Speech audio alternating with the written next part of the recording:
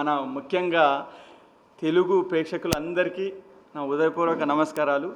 ఈ చిన్న సినిమా అన్నా కూడా ఇంతటి విజయవంతంగా బ్లాక్ బస్టర్గా చేసినందుకు అందరికీ కృతజ్ఞతలు తెలుపుకుంటున్నానండి. ఇప్పుడు ముఖ్యంగా మన రాంబాబు అన్న గారు ఇక లేరు, ఎందుకంటే ఆయన కళ ఇది. ఆయన నా కథ చెప్పినప్పుడు ఎట్లా ఉంటుందో ఏందో మరి అందరూ చిన్న సినిమా అంటుంటారు కాబట్టి నేను ఆ టైప్లో అనుకున్నాను. కానీ రాంబాబు అన్న డైరెక్టర్ గారు, మీరు 30 ఏళ్ళ కళ నువ్వు చిన్న మన కో డైరెక్టర్ కానీ మామూలుగా చిన్న చేసుకుంటూ వచ్చి ఇక్కడ ఈ సినిమాను నువ్వు అందించినావు. నేను కూడా మీ కథ ఎంచుకొని చేయించిన కాబట్టి మంచిగా వచ్చిందన్న, బ్లాక్ బస్టర్ కొట్టినావు. థ్యాంక్ యూ అన్న. అందరికీ నా హృదయపూర్వక నమస్కారాలు. అతి ముఖ్యంగా మమ్మల్ని అత్యంత అద్భుతంగా చూపిస్తున్న మన మీడియా మిత్రులకి, ప్రింట్ మీడియా, సోషల్ మీడియా, బుల్లితెర, వెండితెర అనే ప్రతి ఒక్కరికి నా హృదయపూర్వక నమస్కారాలు. మమ్మల్ని గొప్పగా అందంగా చూపిస్తేనే మా భవిష్యత్తు బాగుంటుంది. ఈ మమతా ఆర్ట్ ప్రొడక్షన్స్ బ్యానర్లో వచ్చిన చిత్రం బ్రహ్మాండ. మా ఈ బ్రహ్మాండ చిత్రాన్ని ఎంతగానో ఆదరిస్తున్న ఈ 2 రాష్ట్రాల తెలుగు ప్రజలు మీ అందరికీ నిజంగా శిరస్సు వంచి నమస్కారాలు తెలియజేస్తున్నాను. ఇలానే ప్రతి ఒక్కరూ మాలాంటి సినిమాలని, మాలాంటి వాళ్ళని మీరందరూ ప్రోత్సహిస్తున్నందుకు మీ అంత గొప్ప వాళ్ళు నా దృష్టిలో ఎవరుండరు. ఎనీవే, అతి ముఖ్యంగా ఈ బ్రహ్మాండ మూవీని ఎలానైనా సరే రూపకల్పన దిద్దాలి అని మమతా ఆర్ట్ ప్రొడక్షన్ బ్యానర్ని నిర్మించిన మా దాసరి సురేష్ గారికి చాలా థ్యాంక్స్. మరియు కథా కర్మ క్రియే అయ్యి అన్నీ ముందుండి నడిపించి లాస్ట్ మూమెంట్లో అనుకోకుండా వారు స్వర్గస్థులైనారు. మా డైరెక్టర్ రాంబాబు గారు నా నమ్మకం, నా దైవం లాంటి వాళ్ళు. ఇలా ఒక్కొక్క విధంగా చెప్పుకుంటూ వెళ్తుంటే నాకు చాలామంది సపోర్ట్ చేశారు. ఆమని గారు, బల్గం జయరామ్ గారు, విజయ రంగరాజ్ గారు వాళ్ళు కూడా స్వర్గస్థులైనారు. మరియు జోగిని శ్యామల మేడం, మా అమ్మ, మా కో ఆర్టిస్ట్ కనిక గారు, అదేవిధంగా అమిత్ తివారి గారు, ఛత్రపతి శేఖరు, దిల్ రమేష్ గారు, ప్రసన్న కుమార్ గారు, కర్తానందం గారు, మీసం సురేష్ గారు. మాకు ఇందులో చాలామంది ఇంత పెద్ద బిగ్ యాక్టర్స్తో నేను చేయటం నేను ఎప్పుడు ఏదో జన్మలు చేసుకున్న అదృష్టం. ఇంకా ముందు కూడా మంచి ఇలా ఇప్పుడు ఈ మూవీలో నేను ఎంత పెద్దవాళ్ళతో చేశానో వచ్చే మూవీలలో కూడా ఇలాంటి పెద్దవారితో చేయాలని నేను ఆశపడుతున్నాను. అందరికీ నమస్కారం. Happy to see the response of public on our movie. Grateful to be the part of this project. Special thanks to our producer Dasari Suresh and late director Rambabu Garu for this opportunity. I wish and I hope people will like our movie and we will make it a real big hit. Thank you so much. అందరికీ నమస్తే బిడ్డ. నేను మీ కొమరక్కను, మీకు అందరికీ తెలుసు. ఈరోజు మేమందరం ఇక్కడ ఎందుకు సమావేశమైనామంటే బ్రహ్మాండ సినిమాని తెలుగు 2 రాష్ట్రాలల్లో బ్రహ్మాండంగా సక్సెస్ చేసిర్రు. మేము మొన్న ప్రీ రిలీజ్ ఫంక్షన్లో టెన్షన్ తోటి ఆగమాగం అడివి అయినాం. ఎట్లయితుందో, జనాలు యాక్సెప్ట్ చేస్తారా చేయరా, హక్కున చేర్చుకుంటారా లేదా అని.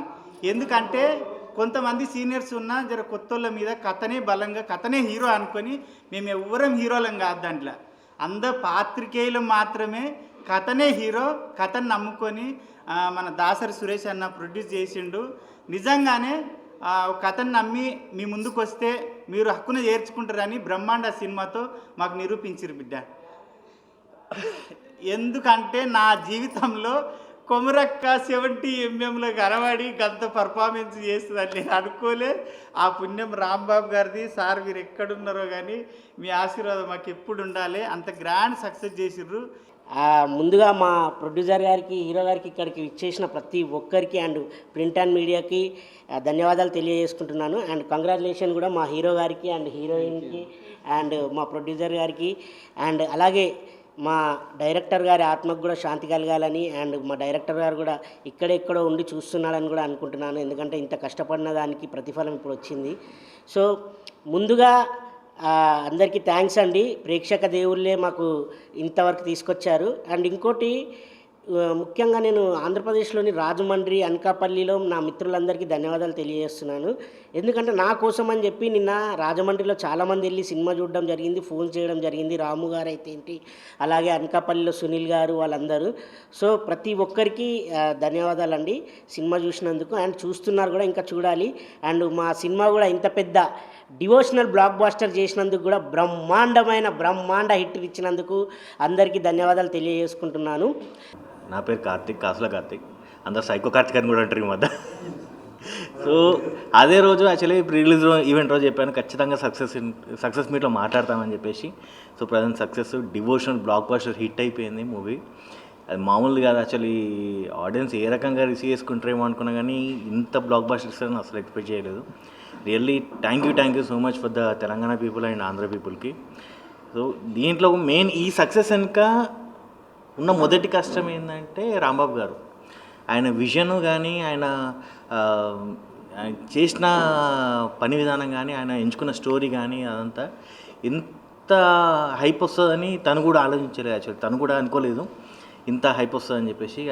కానీ ఈ టైంలో తను ఉంటే కూడా చాలా సంతోషిస్తాడు. కానీ ఉన్నాడు, ఇక్కడనే సినిమాలు ఉన్నాడు, బయట ఉన్నాడు, ప్రతి మూమెంట్లో ఉన్నాడు, తనే ఉండి తనే చేసుకున్నాడు ఇప్పటికి కూడా.